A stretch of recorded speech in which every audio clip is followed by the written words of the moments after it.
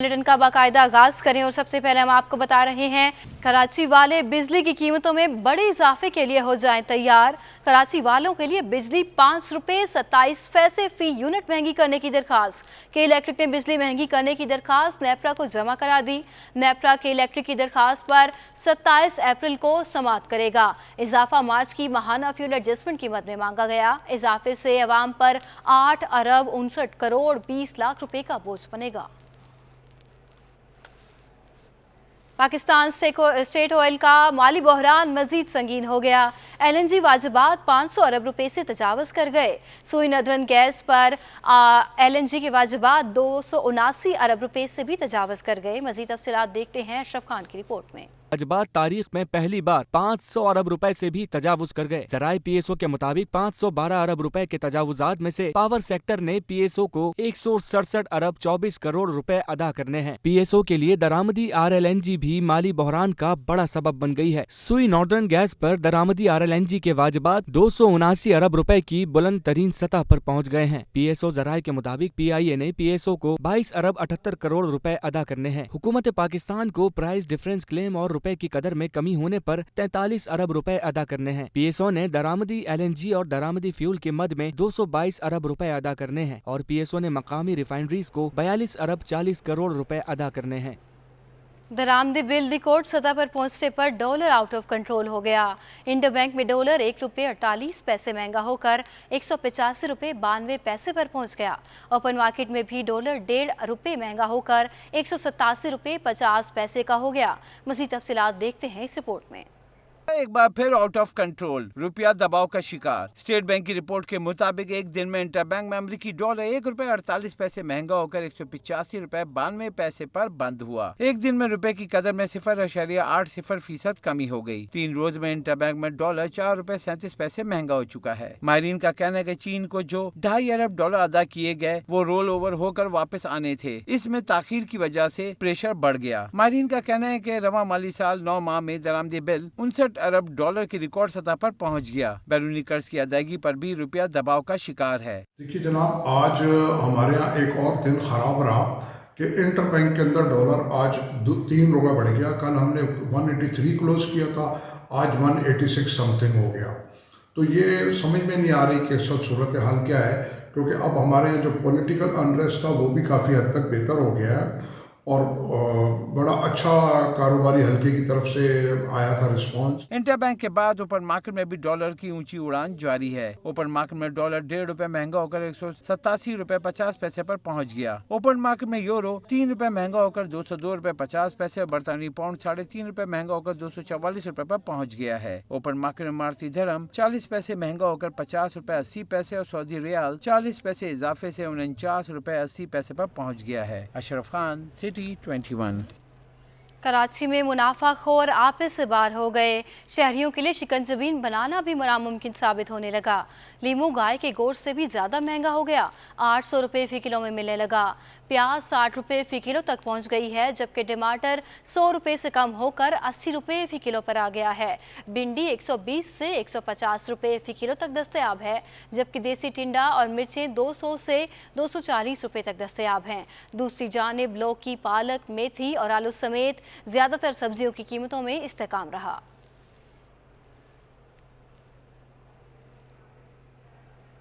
रमज़ानुल मुबारक का दूसरा अशरा ख़त्म होने को है, लेकिन शहर कायद में मुनाफाखोर अपनी मनमानियों से बाज न आए।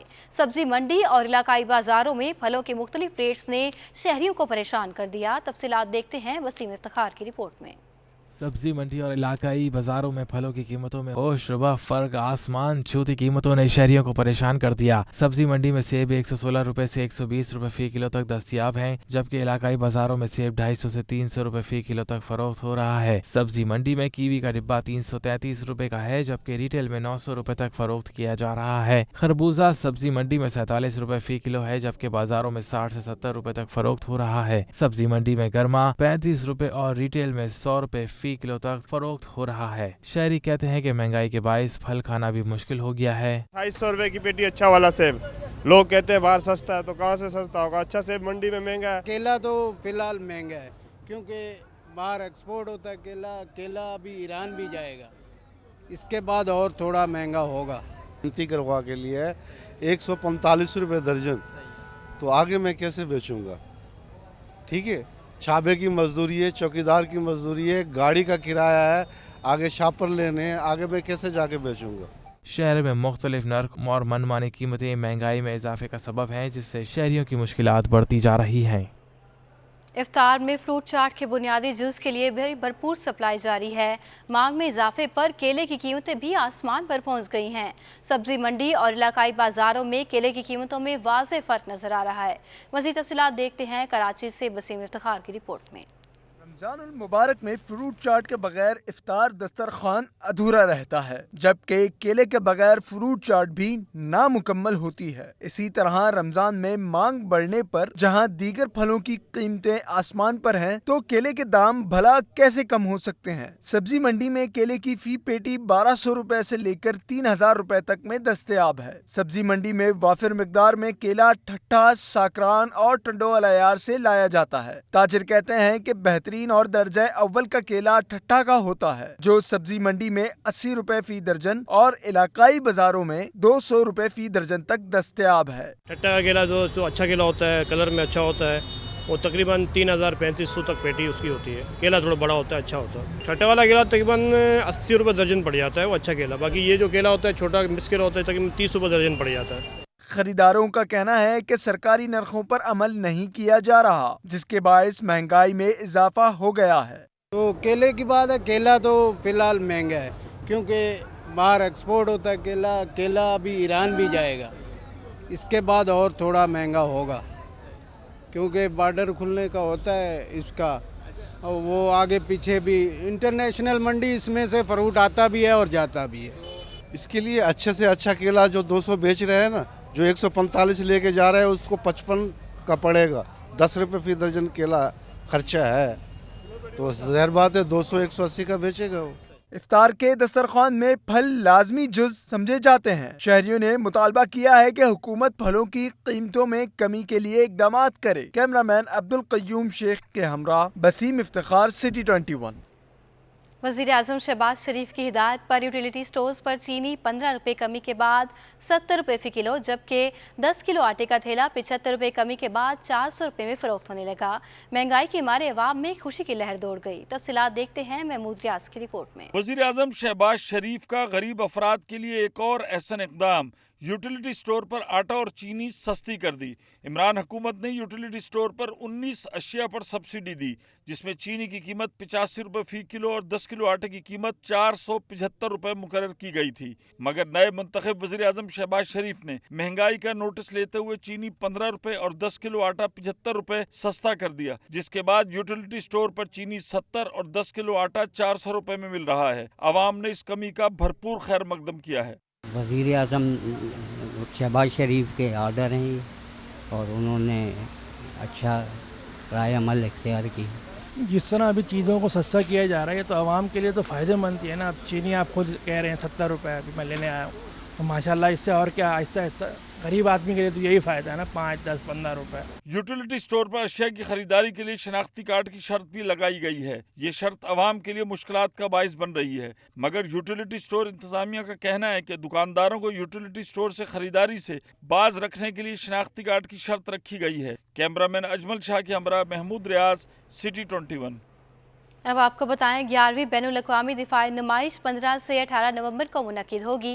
डिफेंस एक्सपोर्ट प्रमोशन ऑर्गेनाइजेशन के तहत दिफाई नुमाइश और कॉन्फ्रेंस के इनेकाद के लिए स्टीयरिंग कमेटी का पहला इजलास corps commander Karachi lieutenant general Mohammad Saeed Hilal Imtiaz की ज़ेर सदारत हुआ। इजलास के मुतालिक मज़ीद तफसीलात जान लेते हैं हमारे नुमाइंदे समर अब्बास से। जी समर, अपडेट कीजिएगा।